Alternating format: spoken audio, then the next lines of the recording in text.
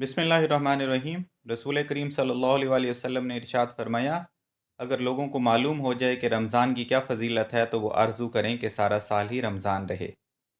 इतनी बरकतें और रहमतें इस मुबारक महीने में अल्लाह ताला ने रखी हैं। अल्लाह पाक ने कुरान मजीद में इरशाद फरमाया है, या अय्युहल्लज़ीना आमनू कुतिबा अलैकुमुस्सियाम कमा कुतिबा अलल्लज़ीना मिन क़ब्लिकुम लअल्लकुम तत्तकून। ऐ ईमान वालो, तुम पर रोज़े फ़र्ज़ किए गए हैं जैसे तुमसे पहले लोगों पर फ़र्ज़ थे, ताकि तुम तकवा अख्तियार करो। इस आयत करीमा में अल्लाह पाक ने तीन बातें इरशाद फरमाई हैं। एक तो रोज़े की फ़र्जियत कि तुम पर रोज़े फ़र्ज़ कर दिए गए। दूसरी बात ये कि पहली उम्मतों पर भी रोज़े फ़र्ज़ थे। और तीसरी अहम बात, ताकि तुम तकवा अख्तियार कर लो। पहली उम्मतों के लोग भी रोज़े के ज़रिए ही मुत्तकी हुए, और इसलिए हमें भी यही कहा जा रहा है कि रोज़े के ज़रिए ही तकवा हासिल करो। इस्लाम में रोज़ा 2 हिजरी में फ़र्ज़ हुआ। हिजरत के दूसरे साल में रोज़ा फ़र्ज़ हुआ। लेकिन रोज़े की फ़र्जियत से पहले भी हजूर सल्लल्लाहु अलैहि वसल्लम अय्याम बीज के रोज़े रखते थे। अय्याम बीज यानी हर महीने के 3 रोज़े। कमरी तारीख की 13, 14, 15 तारीख को हर महीने की नबी करीम सल्लल्लाहु अलैहि वसल्लम का रोज़ा रखने का मामूल था। ये रोज़े की फ़र्जियत से पहले भी नबी पाक का मामूल था। तमाम आसमानी किताबों में, तौरात, ज़बूर, इंजील में भी रोज़े की फजीलत मौजूद थी। रोज़ा अल्लाह ताला की रज़ा का ज़रिया है। रोज़े की फ़र्जियत का मकसद तकवा का हसूल ही है। तकवा के हसूल में ना 2 बड़ी रुकावटें आती हैं। ये यूं कह लें कि इंसान के 2 बड़े दुश्मन हैं जो इंसान को सिरात मुस्तकीम से भटकाते रहते हैं, जो इंसान को मुत्तकी होने से रोकते रहते हैं। वो 2 दुश्मन कौन से हैं? एक दुश्मन शैतान है और दूसरा दुश्मन इंसान का अपना नफ्स है।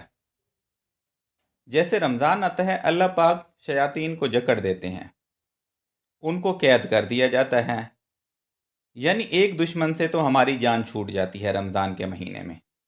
एक दुश्मन तो कैद हो गया, लेकिन दूसरा दुश्मन अब भी आज़ाद है। हम देखते हैं ना, रमज़ान में नेकी का माहौल बन जाता है, मस्जिदें आबाद हो जाती हैं।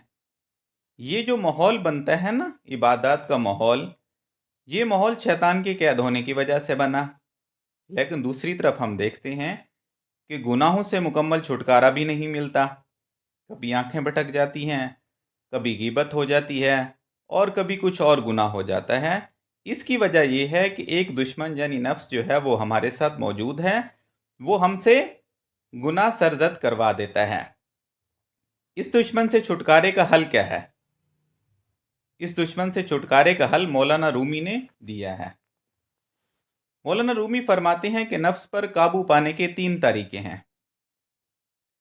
नंबर 1, वो कहते हैं खंजर खामोशी से नफ्स पर काबू पाया जा सकता है। यानी खामोशी से नफ्स को अपने कंट्रोल में किया जा सकता है। नबी करीम सल्लल्लाहु अलैहि वसल्लम ने भी फरमाया ना, मन सामिता नजा, कि खामोशी में निजात है। सबसे ज़्यादा गुनाह जो हम करते हैं ना, वो ज़बान से करते हैं, वो हम बोलने से करते हैं। झूठ बोलना, गीबत करना, लयानी करना, किसी को गाली दे देना, ये सब गुनाह जो हैं ये हम बोल के करते हैं, ये हम ज़बान के ज़रिए करते हैं। अगर हम खामोश रहेंगे तो यकीनन हम इन गुनाहों से बच जाएंगे और हम अपने नफ्स पर कंट्रोल पा सकेंगे। और दूसरा तरीका फरमाया नफ्स पर काबू पाने का, जो दूसरा तरीका है वो फरमाया भूख की तलवार है। भूख की तलवार से नफ्स का सर काटा जा सकता है। तो रोज़े में भी ये जो भूख और प्यास बर्दाश्त करवाई जाती है, दरअसल इसका मकसद यही होता है कि नफ्स पर काबू पाया जा सके। नफ्स को जितना नफ्स कंट्रोल में होगा, इंसान उतना ही नेकी की तरफ मैलान ज़्यादा होगा उसका।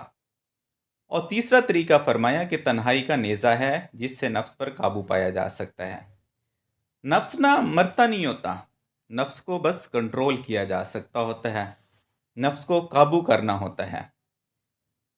अब देखिए ना, रोज़े की हालत में भूख प्यास बर्दाश्त करने का मकसद भी नफ्स पर काबू पाना है।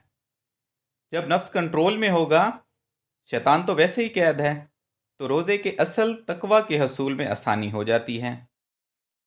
اللہ تعالیٰ نے ہمیں یہ رمضان کا مہینہ دے کر باطن کی پاکیزگی کی مشق کروائی ہے، اور ہمیں اس مبارک مہینے سے بھرپور فائدہ اٹھانا چاہیے۔ قرآن پاک کی کثرت سے تلاوت کرنا، تراویح کا اہتمام کرنا، اور کوشش کرنا کہ زیادہ ٹائم تنہائی میں گزرے، اللہ تعالیٰ کی یاد میں گزرے، صدقات کا اہتمام کرنا، اللہ کے ذکر و فکر میں مشغول رہنا، اور اس کا عملی نتیجہ یہ ہوگا کہ انسان متقی بن جائے گا اور روزے کا اصل مقصد بھی پا لے گا۔